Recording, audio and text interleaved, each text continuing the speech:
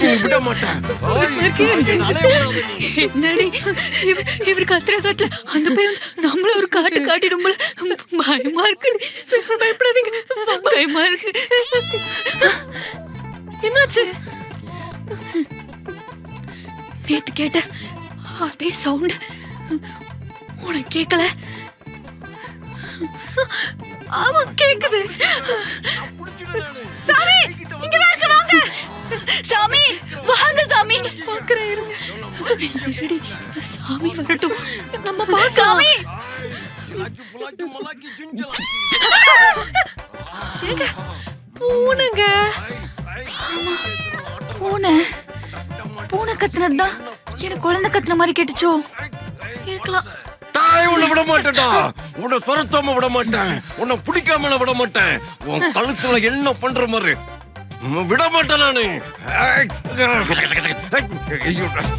ஓம் கிளீம் கிளீம் ஜெய்காளி மகாகாளி பத்திரக்காளி விராட்காளி. என்கிட்ட ஆட்டம் காட்டுறேன்.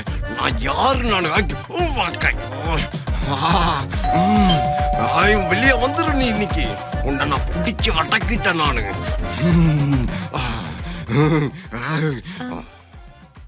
சொல்லுங்க ஆண்டி. ஒன்னும் இல்லம்மா, இங்க ஏதோ சத்தம் கேட்டுச்சு, அதான் என்னன்னு கேட்டு போலான்னு வந்தேன். அது ஒன்றும் இல்லையா ஆண்டி? ஏதோ என்கிட்ட மறைக்கிறீங்க, நானா கண்டுபிடிச்சா நல்லா இருக்காது, பாத்துக்கோங்க. அதுவா ஆண்டி, கொஞ்ச நாளாவே வீட்ல ஒரே பேட் வைப்ரேஷன். ஏதோ அமானுஷ்யமான சவுண்ட்லாம் கேட்க ஆரம்பிச்சிருச்சு. அதான் என்னன்னு பாத்துட்டு இருக்கோம். என் வீட்லயும் இதே மதமா சவுண்ட் கேட்டுட்டு இருந்தது. அப்படியா? என்ன பண்ணி சரி பண்ணீங்க? சாமியார்னு ஒருத்தன் வந்தான், நிறைய காசு போட்டு ஏமாத்திட்டு போயிட்டான். இங்க இருக்கிற நிறைய வீட்ல இதே மதமா நடக்குது. நீங்க 2 பேரும் கொஞ்சம் கேர்ஃபுல்லா இருங்க. Okay aunty. புடிச்சிட்டேன். இங்க இருந்த காசு கருப்பு நான் புடிச்சிட்டேன். எங்க இருக்கீங்க? புடிச்சிட்டோமா? அந்த ஆத்மாவை நான் புடிச்சிட்டேன். இத உடனே காசுல கரைக்கணும், அப்பதான் இதோட வீரியம் குறையும்.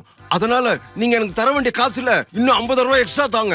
அப்பதான் சில போல பூஜைகள் செய்து என்னோட கண்ட்ரோல் இதை கொண்டு வர முடியும். காசுல கரைச்சாதான் இதோட ஆத்மா சாந்தி அடையும். இவன் தாமா என்ன ஏமாத்தி காசு புடிங்கிட்டு போனா. எக்ஸ்ட்ரா காசு தானே, கொடுத்துட்டா போச்சு. ஐயோ, இவனே எல்லாத்தையும் செஞ்சுட்டு சரி சரின்னு சொல்லிட்டு என்னோட காசு புடுங்குறான். புடுங்குவா இவனை. ஒரு அற்புதம்.